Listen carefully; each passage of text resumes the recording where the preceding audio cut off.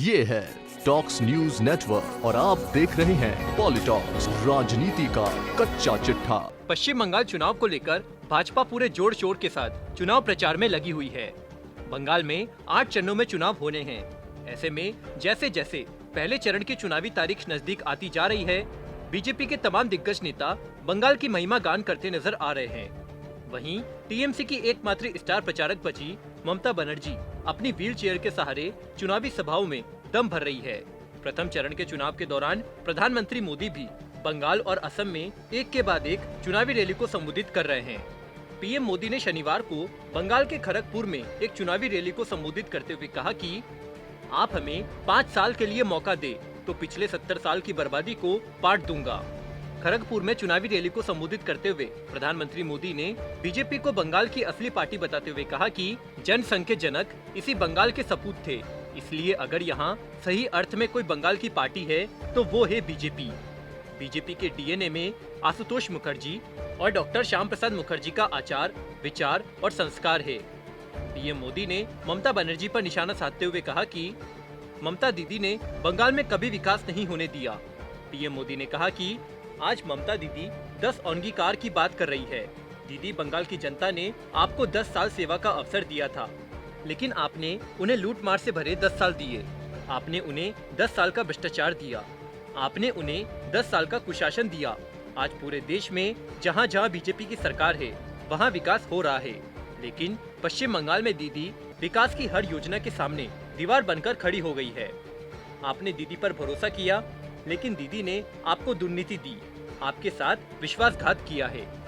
प्रधानमंत्री मोदी ने कल सोशल मीडिया के तौर पर व्हाट्सएप, इंस्टाग्राम, फेसबुक के ठप होने का जिक्र करते हुए कहा कि कल व्हाट्सएप, फेसबुक, इंस्टाग्राम की सुविधाएं 50-55 मिनट के लिए एकदम से ठप हो गई, तो पूरे देश में हाहाकार मच गया कि ये क्या हुआ।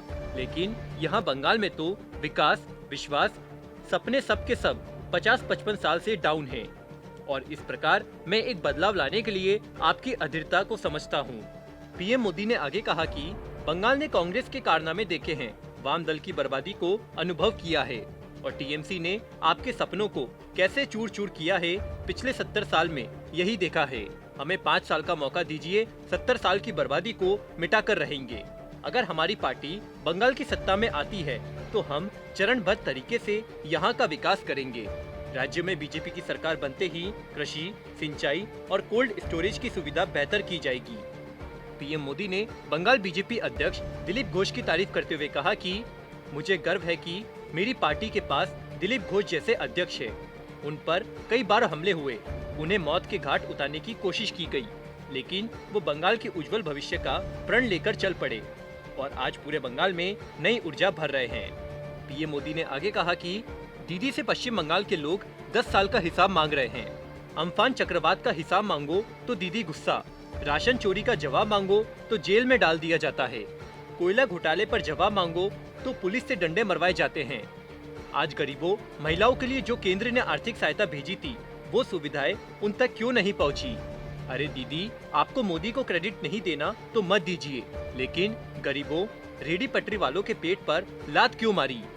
आपको बता दे, प्रधानमंत्री नरेंद्र मोदी ने 2 दिन पूर्व पुरुलिया में एक जनसभा को संबोधित किया था। बंगाल में 8 चरणों में चुनाव होने हैं। पहले चरण के लिए चुनाव 27 मार्च से शुरू होंगे और परिणाम 2 मई को आएंगे। पॉलिटॉक्स ब्यूरो, बंगाल। ये है टॉक्स न्यूज नेटवर्क और आप देख रहे हैं पॉलिटॉक्स, राजनीति का कच्चा चिट्ठा।